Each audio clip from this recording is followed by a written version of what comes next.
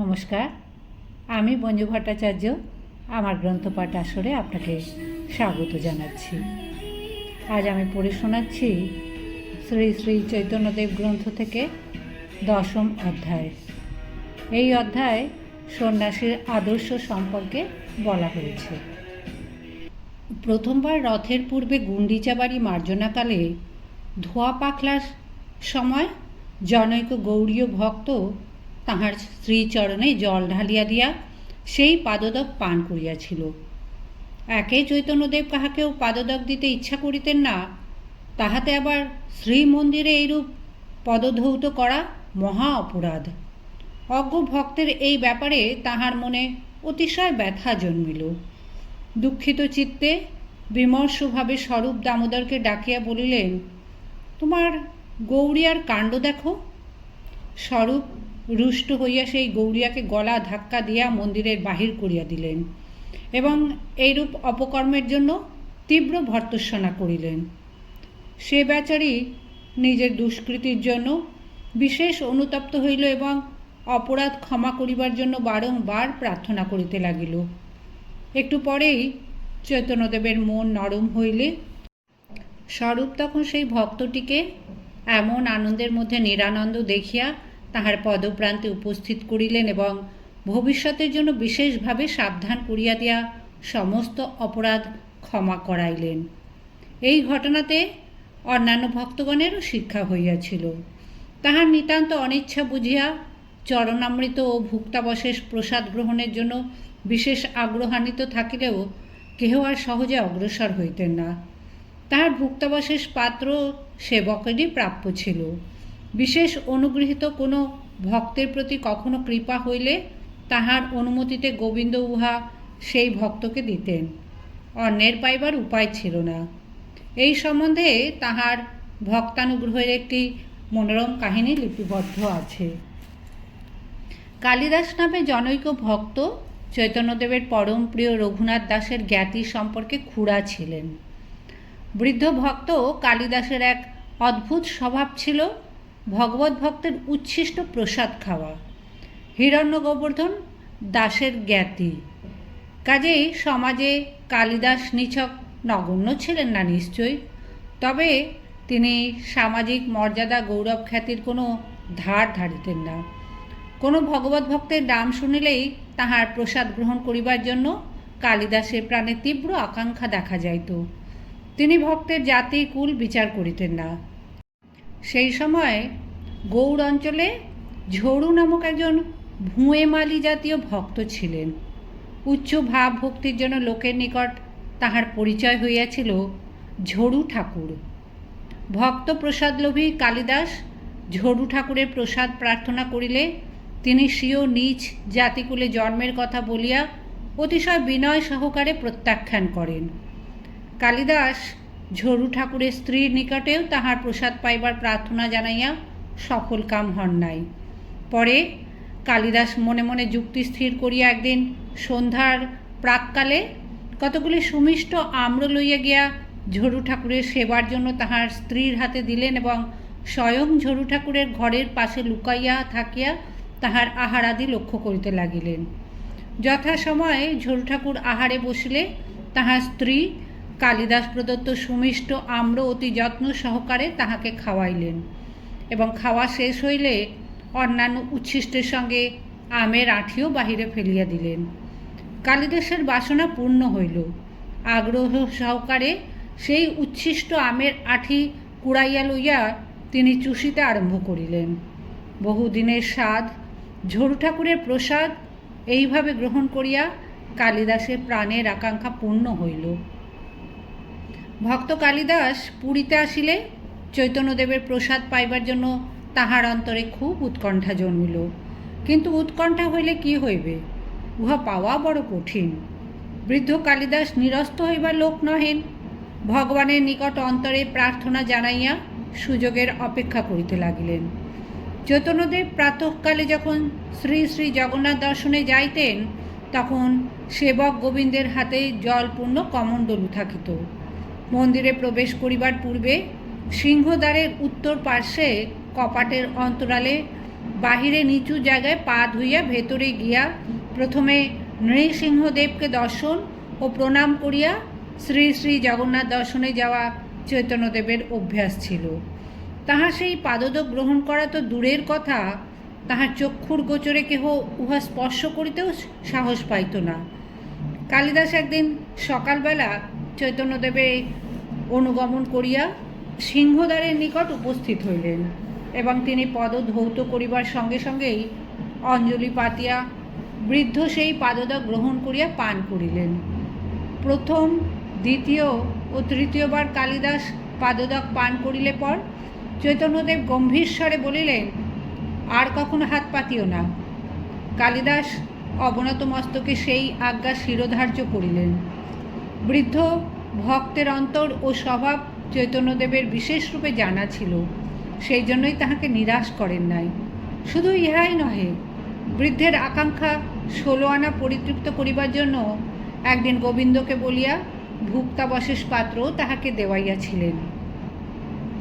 ভক্ত আশ্রিতগণের প্রতি তাহার অসাধারণ সহানুভূতি ও কৃপাদৃষ্টি থাকিলেও যাহাতে লোকের নিকট গৌরব প্রকাশ পায় কিংবা অন্তরে অভিমান অহংকারের সঞ্চার হইতে পারে, এমন কোনো কার্য বা চালচলন তাহার চরিত্রে দেখা যাইত না। তাহার ব্যবহার সর্বদাই অতিশয় বিনয় নম্রতাপূর্ণ ছিল। অসংখ্য ভক্ত, সমাজের গণ্যমান্য বিদ্বান বুদ্ধিমান বহু লোক তাহাকে সাক্ষাৎ দেহধারী ঈশ্বর মনে করিয়া গভীর ভক্তি শ্রদ্ধা অর্পণ করিতেন, কিন্তু এজন্য তাহাতে কখনো কোনরূপ গৌরব কিংবা অহংকারের ভাব প্রকট হয় নাই। সংসারের অধিকাংশ লোক যে মান যশ খ্যাতি প্রতিপত্তির জন্য লালায়িত, তিনি উহাকে অতিশয় ঘৃণার চক্ষেই দেখিতেন।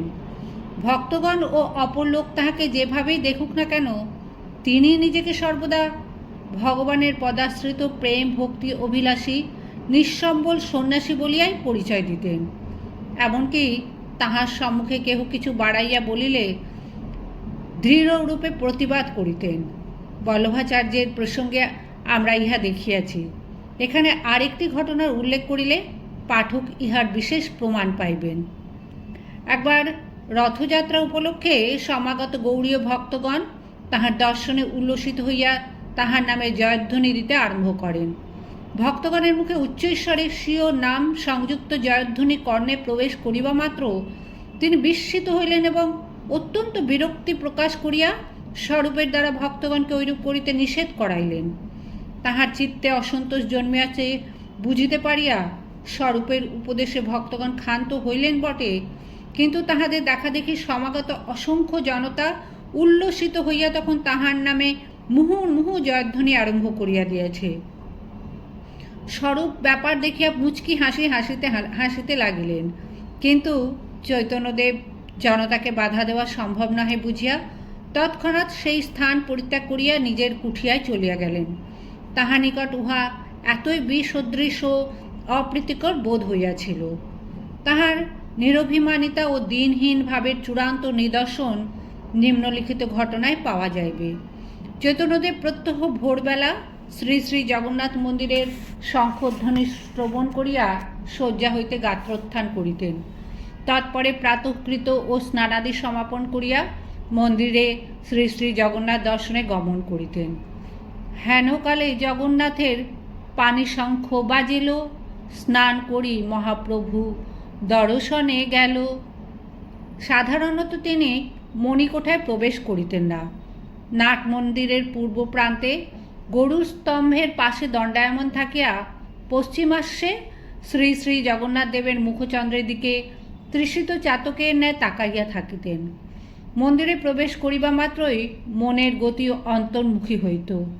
বাহ্য জগৎ ভুলিয়া চিত্ত শ্রী শ্রী জগন্নাথের পাদপদে লীন হইয়া যাইত। এইরূপে ভাববিহ্বল শ্রী চৈতন্য গরুর স্তম্ভে হেলান দিয়া দাঁড়াইয়া থাকিতেন। কখনো নেত্রোদয় হইতে অবিরল ধারে প্রেমাশ্রু বর্ষিত হইয়া মন্দির তলে গড়াইয়া পড়িত। আবার কখনো নানারূপ অদ্ভুত ভাবের বিকাশ, কখনো বা অন্তর্দশাতে প্রস্তর মূর্তির ন্যায় নিশ্চল বা নিষ্পন্দ হইয়া যাইতেন। সকালবেলার অভিষেক পূজা ভোগের পর আরাত্রিকের শব্দে তাহার বাহ্যস্ফূর্তি হইলে আরাত্রিক দর্শন ও প্রণামাদি করিয়া কুঠিয়াতে ফিরিতেন। একদিন এইরূপে সকালবেলা মন্দিরে গিয়া গরুর স্তম্ভের পাশে স্থির নিশ্চল অবস্থায় দাঁড়াইয়া রহিয়াছেন। সেদিন মন্দিরে খুব ভিড় হইয়াছে, অনেকেরই দর্শনাদির সুবিধা হইতেছে না। পর্বাদি উপলক্ষে শ্রী শ্রী জগন্নাথের মন্দিরে দর্শনার্থীর ভিড় যাহারা স্বচক্ষে দেখিয়াছেন তাহারাই এই ব্যাপারে বুঝিতে পারিবেন। শ্রী শ্রী জগন্নাথের দর্শন আকাঙ্ক্ষায় উদ্গ্রীব লোকেরা ঠেলাঠেলি করিয়া যেরূপ পারে দর্শন করিবার চেষ্টা করিতেছে।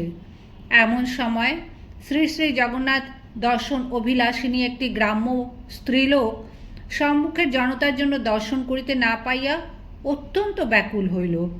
সে গরুর স্তম্ভের পাশেই দাঁড়াইয়াছিল। অত্যন্ত ব্যগ্র হইয়া স্তম্ভ ধরিয়া নিকটে নিশ্চল অবস্থায় দণ্ডায়মান চৈতন্যদেবের স্কন্ধে পায়ের ভর দিয়া মাথা উঁচু করিয়া স্ত্রীলোকটি দর্শন করিল এবং শ্রী শ্রী জগন্নাথের দর্শন লাভে পরম উল্লসিত হইয়া আনন্দ প্রকাশ করিতে লাগিল।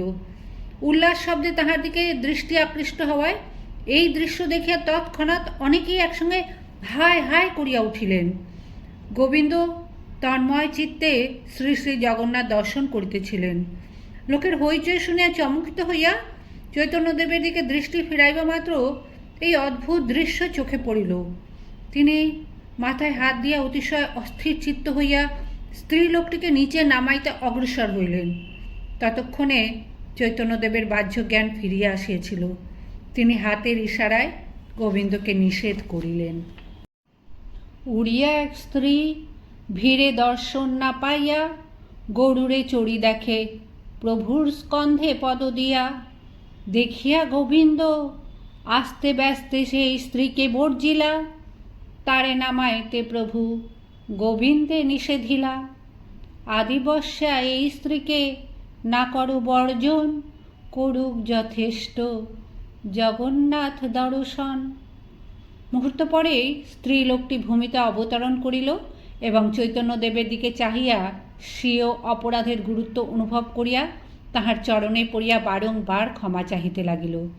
চৈতন্যদেব তাহার ভক্তিভাব ও ব্যাকুলতায় প্রশংসা করিয়া বলিলেন, তোমার এত আরতি জগন্নাথে আমারে না দিলা। সান্ত্বনা ও অভয় প্রদানপূর্বক বিদায় দিয়া চৈতন্যদেব গোবিন্দের নিকট স্ত্রী লোকটি শ্রী শ্রী জগন্নাথ দর্শনের জন্য ব্যাকুলতার উল্লেখ করিয়া বলিয়াছিলেন, জগন্নাথে আবিষ্ট ইহার তনু মন প্রাণে মোর স্কন্ধে পদ দিয়াছে তাহা নাহি জানে। অহোভাগ্যবতী এই বন্দি ইহার পায়, ইহার প্রসাদে ওইছে আরতি আমার বা হয়। চৈতন্যদেবের হৃদয় কত দূর অভিমানশূন্য ছিল ভাবিলে বিস্মিত হইতে হয়। এই ঘটনা সম্বন্ধে বিচার করিলে আর একটি বিষয় বুঝিতে পারা যায়। ভগবৎভাবে চিত্ত তন্ময় হইলে জীবের অন্তরে স্ত্রী বা পুরুষ অভিমানের অর্থাৎ আমি স্ত্রীলোক কিংবা আমি পুরুষ এইরূপ দেহাত্মবুদ্ধিরও বিলয় ঘটে। সেই জন্য স্ত্রীলোকটি স্কন্ধে উঠিয়া দাঁড়াইলেও চৈতন্যদেবের চিত্তে কোনো প্রকার সংশয় বা বিক্ষেপ জন্মে না।